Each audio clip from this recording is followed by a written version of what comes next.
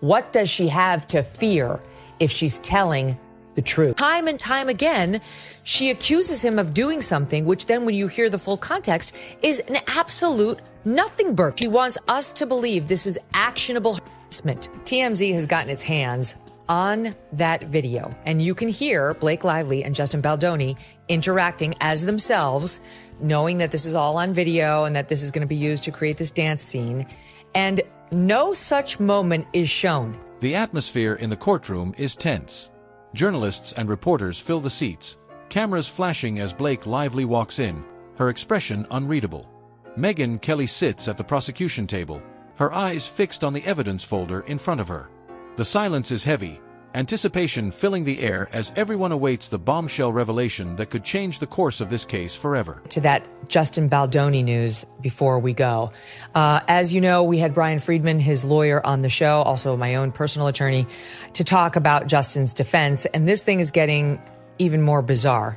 So you may remember that one of the key allegations in her complaint against Justin Baldoni was as follows, okay, from paragraph 48 of her complaint. She writes, on another occasion, Mr. Baldoni and Ms. Lively were filming a slow dance scene for a montage in which no sound was recorded. Mr. Baldoni chose to let the camera roll and have them perform the scene, but did not act in character as Ryle. Instead, he spoke to Ms. Lively out of character as himself. Megyn Kelly rises, holding a thick folder. She turns to the jury, her voice steady yet piercing. She speaks with conviction, claiming that undeniable proof will soon be laid bare before them. The intensity in her gaze suggests that this is not mere speculation. What she holds in her hands could bring shocking truths to light. The audience leans forward in their seats, hanging on to every word as the tension escalates. At one point, he leaned forward and slowly dragged his lips from her ear and down her neck as he said, "It smells so good." None of this was remotely in character or based on any dialogue in the script, and nothing needed to be said because, again, there was no sound. Mr. Baldoni was caressing Ms. Lively with his mouth in a way that had nothing to do with their roles. When Ms. Lively later objected to this behavior, Mr. Baldoni's response was, "I'm not even attracted to you." Well, guess what? TMZ has gotten its hands on that video, and you can hear Blake Lively and Justin Baldoni interacting as themselves, knowing that this is all on video and that this is going to be used to create this dance scene, and no such moment is shown. Just watch it. Watch it. Blake Lively's lawyer, Jonathan Reeves, stands confidently, adjusting his tie before responding. His tone is measured but firm, countering Megyn's claims with skepticism. He insists that the court must not be swayed by premature conclusions and that the truth, whatever it may be, must be revealed through due process. His words attempt to plant doubt, but the anticipation in the room remains thick. No, I think it's more romantic. Oh my gosh, we don't shut up. And Emily and I we have these moments where staring. You just stare. Literally we've done it for like 5 minutes. it's like, I think you would find it terrifying.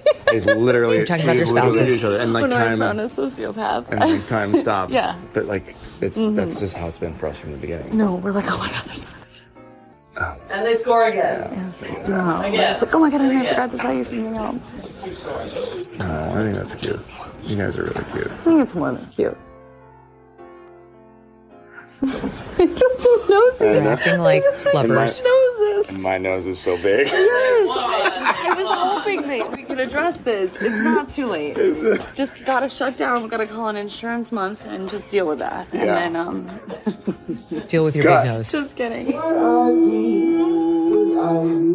Okay, there. Okay, so he puts his like head in her neck. Getting beard on you today. And says, "Am I getting beard on you?" It smells good. Well, it's not that. It's my body makeup. Murmurs fill the room as Megyn Kelly walks to the witness stand, placing a USB drive on the table. She declares that the contents within this drive contain digital proof, emails, transaction logs, and video footage, leaving no room for ambiguity. The gravity of her statement causes an immediate stir in the courtroom, whispers spreading like wildfire. If true, this evidence could be damning. Right, and then says, "It smells good," and she says, "It's my body makeup." That's her big harassment moment. They are playfully acting for the camera, trying to make it look like two lovers, two people in a relationship are dancing with one another. She's giggling. She's holding his hands. They are not speaking as their characters because the sound was not going to be used in the film, but they are in character in the way, obviously Blake Lively and Justin Baldoni are not choosing to hold hands and nuzzle each other and act and behave as lovers in front of this room full of people. They're doing that because they are in character and they are trying to make it look for the camera like they love each other. She's completely flirtatious with him. He is flirtatious back, but they're talking about their spouses and it's all in good fun. She laughs and says, oh, did you get beard on me? She doesn't say, oh my God, you nuzzled me and said that I smell good. This is what she's done throughout. She said, he came in my trailer while I was breastfeeding. Well, then he produced the text messages showing her saying, I'm breastfeeding, come on over. She, time and time again, she accuses him of doing something, which then when you hear the full context is an absolute nothing burger. She accused his producing partner of showing her pornography. Then they produced in his lawsuit against her a picture of the alleged pornography. And it was a beautiful, artistic, absolutely non-pornographic shot of a projector flickers to life, and all eyes fix on the screen. The courtroom watches as an incriminating video plays, the footage sending shockwaves through the audience. Gasps echo as details unfold, each frame revealing more than anyone had anticipated. Blake remains expressionless, her fingers tightly clutching the table. The energy in the room shifts. Something major is about to go down. His business partner and his wife with their newborn baby in a bathtub after a bathtub birth, an at-home birth, holding one another. You can't see any body parts. You can just see that two people clearly are in a bathtub holding their baby. Just here's yet another one. She wants us to believe this is actionable harassment, what we just witnessed there. You tell me whether that's what that looks like to you. Well, so now I said that they had written to the Human Rights Office in California. Let me correct that. It's to the United States District Court in the Southern District of New York, where she filed her lawsuit against him. There's cross lawsuits by each, saying this is all retaliatory. Blake takes a deep breath and walks forward. The weight of the moment is evident in her every movement. She finally speaks, but her words are carefully chosen. The audience listens intently, each syllable carrying tension. Does she deny the allegations outright, or is there an unexpected twist waiting to unfold? The battle between truth and deception has reached its peak. All of his leaks to the media are retaliatory and asking the court to shut him and Brian Friedman up, saying this must be shut down because they're trying to try this case in the media. The only reason this whole thing got started before she filed the lawsuit, she just went to the California Human Rights Office, is because she clearly cooperated with the New York Times to leak the whole thing. Indeed, that's, Brian argues, the reason she went and filed the complaint with the Human Rights Division. Megyn Kelly approaches, flipping through a stack of documents, her demeanor unwavering. She begins asking pointed questions, her tone sharp. The courtroom holds its breath, waiting for Blake's response. Every second feels like an eternity as the cross-examination unfolds, revealing layers of complexity that no one had foreseen. The intensity of the moment is palpable. So that she could then leak it to the Times, so she could start to rehabilitate her reputation, which got smeared because she turned out to be not a very nice person in the videos released last summer. Now that she's had her shot against him and she's severely damaged him with that New York Times piece and this complaint, which she managed to get leaked, now she wants a complete gag order.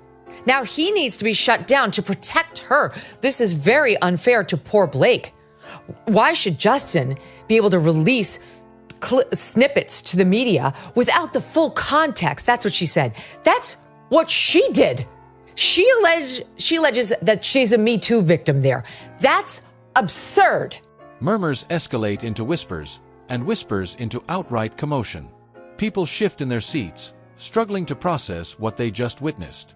The revelation has turned the tide, and now nothing can be taken at face value. Everyone watches with bated breath, awaiting the next development in what has become an explosive trial. And I can tell you that as somebody who's not a Hollywood actress, notwithstanding my very short stint in that cartoon Bircham. Okay, but I'm just saying this person is not an honest broker. I believe her less than ever. I actually disbelieve her fully now. And they should not be gagged. I will happily participate in releasing any further leaks that they have because the truth should be out there. What does she have to fear if she's telling the truth? The jury foreperson stands, holding an envelope. The entire courtroom is frozen in time, all eyes fixed on what comes next. A verdict has been reached. A thick air of suspense blankets the room, everyone bracing for the words that will soon be spoken. The moment of truth has arrived, and there is no turning back now. Increased tariffs on our trade partners, tax cuts, and regulation changes. There's a reason why gold is a diversification tactic now more than ever. Birch Gold is releasing their ultimate guide for gold in the Trump era with a foreword by Donald Trump Jr. To get your free copy, along with Birch Gold's free information kit on gold, text MK to the number 989898. Here are the facts. The national debt continues to increase. Our interest payments on the national debt continue to increase. So gold is an important option, and it can be your hedge against a weakened dollar. Birch Gold can convert an existing IRA or 401k into a tax-sheltered IRA in gold. As the verdict is read, the reactions in the courtroom are immediate. Shock, triumph, disbelief, all emotions swirl together in a chaotic mix. Megyn Kelly shares a knowing glance with the prosecution team, while Blake's expression remains enigmatic. The final sound of the gavel echoes, sealing the fate of this intense and unforgettable trial. The screen fades to black, leaving lingering questions in the minds of all who witnessed it. Text MK to 989898 for your free copy of the ultimate guide for gold in the Trump era. There's no obligation, just information.